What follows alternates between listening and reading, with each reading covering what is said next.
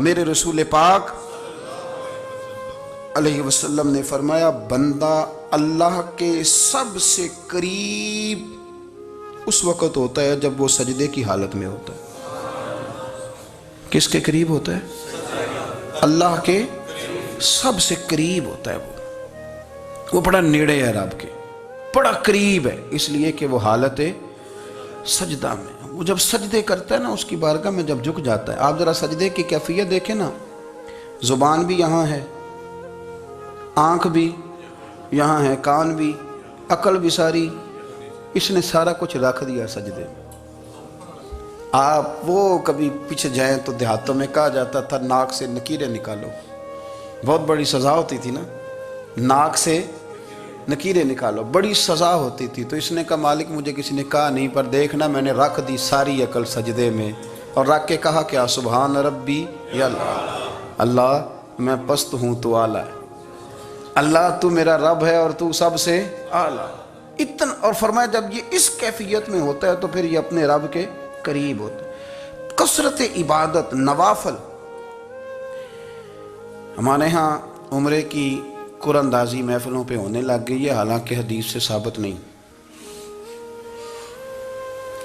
میں دوستوں سے کہتا ہوں جائز ہے، کرنی چاہیے، عمرے کی قرآن اندازی جائز ہے، پر کسی حدیث میں نہیں آئی کہ قرآن اندازی کرو عمرہ کرو۔ حدیث میں قرآن اندازی یہ آئی ہے کہ نبی پاک علیہ السلام نے فرمایا تمہیں پتہ چل جائے نا پہلی صف کا ثواب کتنا ہے، تم قرآن اندازی کرو۔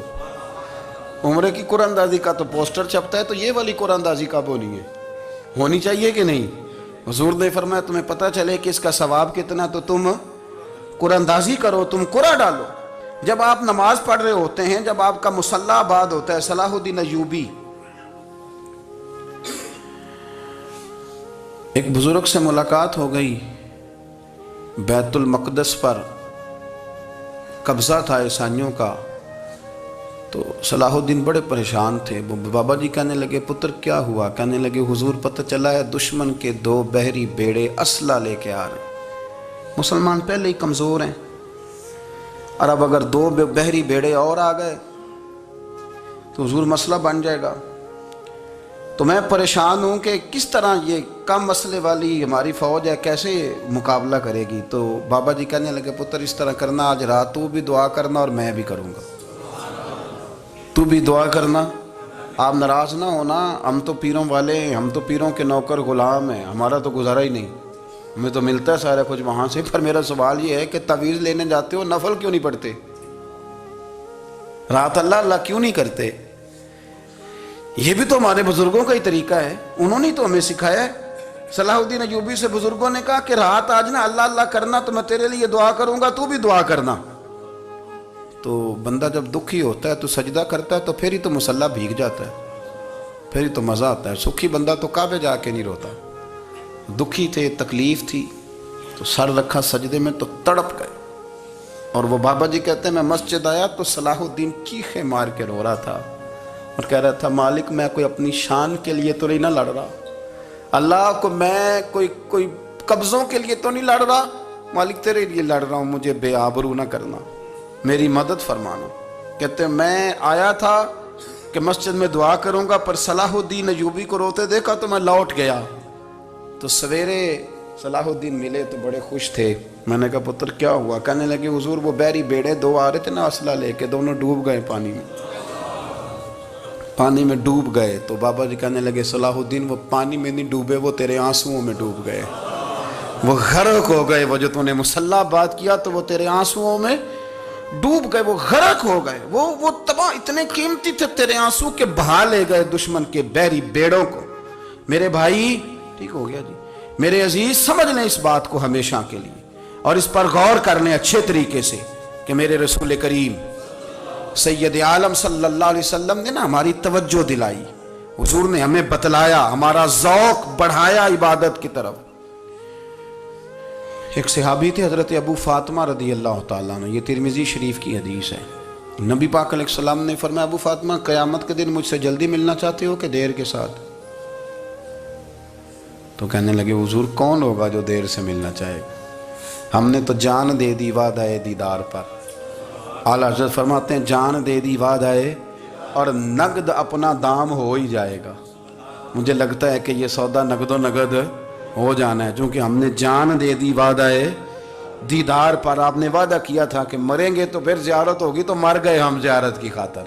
جان دے دی وعدہ دیدار پر، تو نقد اپنا دام ہو ہی جائے گا۔ اے رضا، ہر کام کا ایک وقت ہے، دل کو بھی آرام ہو ہی جائے گا۔ تو حضرت ابو فاطمہ رضی اللہ تعالیٰ عنہ سے نبی پاک صلی اللہ علیہ وسلم نے فرمایا جلدی ملنا چاہتے ہو کہ دیر سے؟ عرض کی حضور فٹافٹ ملنا ہے، میں نے قیامت کے دن آپ سے جلدی ملنا ہے۔ تو نبی پاک علیہ السلام نے فرمایا پھر اس طرح کرنا، دنیا میں رہ کے سجدے زیادہ کرنا، پھر سجدے زیادہ کرنا، قیامت میں ملاقات جلدی ہو جائے گی، قرب ملے گا تمہیں۔ اپنے بچوں کے اندر دیکھیں نا، ہم شوق پیدا کرتے ہیں، ہمیں صحیح لفظ نہیں بولنے آتے پر ہم بچوں میں شوق پیدا کرتے ہیں کہ پتر ڈاکٹر بن جائے گا تو بڑا نفع کرے گا، تو لوگوں کی خدمت کرے گا، ملک و ملت کی خدمت کرے گا، تیرے ابا کا نام روشن ہوگا، تیرے دادا کی تعریفیں ہوں گی۔ ہم یہ ذوق پیدا کرتے ہیں۔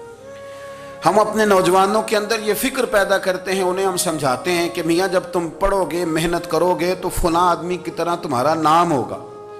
یہ جتنا ذوق ہم بچوں کے اندر ان چیزوں کا پیدا کرتے، ہمیں حکم ہے کسی طرح ہم ذوق پیدا کریں کہ پتر نماز پڑھے گا تو اللہ راضی ہو جائے گا، تو سجدہ کرے گا۔ دیکھیں نا، میرے رسول کریم علیہ السلام نے فرمایا 7 سال کے بچے کو مسجد لے کے جاؤ، یعنی اسے شوق دلاؤ، اس کے اندر یہ خاصیت پیدا کرو کہ اس کا دل کرے مسجد میں جانے کا، اس کے اندر یہ خصوصیات لاؤ کہ وہ ہمارے ہاں نا ہر چیز کو پرموٹ کیا جا رہا ہے، ہر چیز کو، یعنی سر سنگیت سکھانے کے لیے اکیڈمیاں بن گئی ہیں، ہر شے پرموٹ ہو رہی ہے، عبادت کا جذبہ کم ہوتا جا رہا ہے، اللہ کا ذوق ہمارے اندر نہیں رہا۔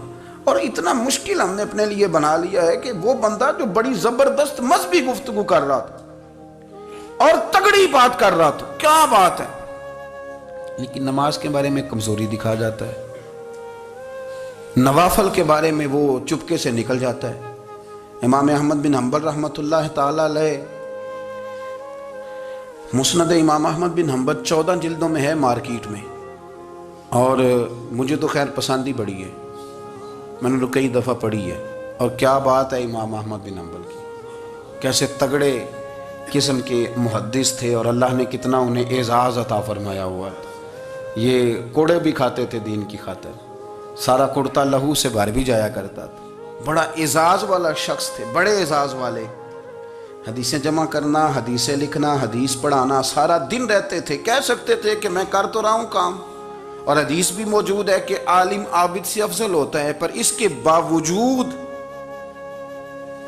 امام احمد بن حنبل رحمۃ اللہ علیہ 300 نفل فرض نمازوں کے علاوہ پڑھا کرتے تھے، 300 نوافل روز پڑھا کرتے تھے۔ ان کے بیٹے نے کہا ابا جی مکان خریدنا ہے تو کوئی جگہ کہاں کر کے لوں، بہت ساری آبادیاں، تو فرمایا پتر وہاں لینا جہاں مسجد قریب ہو۔ میرے رسول کریم سید عالم صلی اللہ علیہ وسلم اتنا پسند کرتے مسجد کو، اتنا پسند کرتے نماز کو، کہ رسول کریم صلی اللہ علیہ وسلم تہجد کی نماز بھی پڑھتے، پھر حضور فجر کی نماز بھی پڑھتے، نبی پاک وتر کو الگ کر کے پڑھتے، عشاء کے ساتھ نہیں پڑھتے۔ یہ تو ہم اس لیے اجازت دی ہمارے بزرگوں نے کہ بعد میں اٹھے گا کون علیحدہ وتر پڑھنے کے لیے، عشاء کے ساتھ پڑھ لیں۔ وتر پڑھتے، تہجد پڑھتے، فجر پڑھتے، اشراق پڑھتے، چاشت پڑھتے، پھر مغرب کی نماز کے بعد 6 رکعت اوابین پڑھتے، پھر رات کو صلاۃ اللیل پڑھتے۔ سیدہ عائشہ صدیقہ کہتی ہیں زمانہ سو جاتا اور میرے رسول مصلی بچھا کے کھڑے ہو جاتے۔ او یار، کھیتی باڑی کر کے نہیں، محنت مزدوری کر کے نہیں، جناب عائشہ کہتی ہیں میں یہ بھی دیکھتی کہ حضور ایک آیت شروع کرتے تو ساری رات اسی کو پڑھتے، اور میری نظر جاتی تو قدم مبارک پہ ورم آ جاتا۔ یار نماز پڑھ کے، اتنی مشقت کر کے، اتنی جد و جہد کر کے ورم آ گیا، یا رسول اللہ اتنی محنت کیوں کرتے ہو؟ فرمایا افلا اکون عبدا شکورا، کیا میں اپنے رب کا شکر گزار بندہ نہ بنوں؟ صحابہ کا ذوق عبادتوں کا، ریاضتوں کا، تلاوتوں کا، طبیعت ہے ان کی، وہ ایک دوسرے کو، حضرت مولا علی شیر خدا کرم اللہ تعالی وجہہ الکریم کے زمانے میں روم کے بادشاہ نے کہا یار یہ مسلمانوں کا پتہ تو کرو، یہ آخر کیوں اتنے زیادہ مجاہد ہیں؟ اس زمانے میں جاسوس بھیجنے کا مزاج تھا، اب تو جاسوس پکڑا جاتا ہے، اب تو جاسوس، اور جاسوسی کا شوق ویسے آج بھی ہے، عرض کروں تھوڑی سی بات اس عنوان سے؟ پتہ ہے کیا ہمارا مسئلہ ہے؟ ہم جہاں جاتے ہیں نا وہاں تھوڑی خوشبو سونگھنے کی کوشش کرتے ہیں. وہ کیا ہے تو یہ کیا ہے تو ادھر کیا ہے تو تھوڑا سا ادھر کیا ہے. میرے رسول پاک پڑھیے درود شریف سارے پڑھیے ذرا زور سے صلی اللہ تعالی. نبی پاک علیہ السلام نے فرمایا جاسوسی نہ کرنا ورنہ تم بندوں کو خراب کر دو. اور فرمایا اس طرح نہ ہو کہ تم کسی کے آپ کھول نہ نکلو تو تمہارے پہلے کھول جائیں. یہ جو ذوق ہے نا یہ ختم کریں، چھوڑیں. مطلب آپ کس چکر میں پڑے ہوئے ہیں؟ اتنی زیادہ توجہ کرنے کی کیا ضرورت ہے؟ نے کام سے کام رکھیں. اس میں بندہ تھوڑا سا نا آسان رہتا ہے. یہ جو بہت زیادہ ٹٹولنے والے لوگ ہوتے ہیں نا وہ بیچارے پھر عمر ٹٹولتے ہی گزار دیتے ہیں، اس لیے کہ مزاج ہی بہت پکا ہے. بوری کا منہ کھول کے اندر تک ہاتھ ڈالنا تو پھر کئی دفعہ سامنے سے بچھو بھی لڑ جاتا ہے، خرابی ہوتی. تو جاسوسی کی جاتی تھی. اس نے بھی جاسوس بھیجے کیونکہ قبیلوں کے لوگ تھے، کچھ مسلم کچھ کافر، پہچانے نہیں جاتے تھے لوگ. تو کچھ لوگ اس نے بھیجے، انہوں نے آ کے نا تحقیق کی، ریسرچ کری کہ آخر ماجرا کیا ہے. تو واپس جا کے انہوں نے رپورٹ دی نا روم کے بادشاہ کو. اس رپورٹ کا ایک جملہ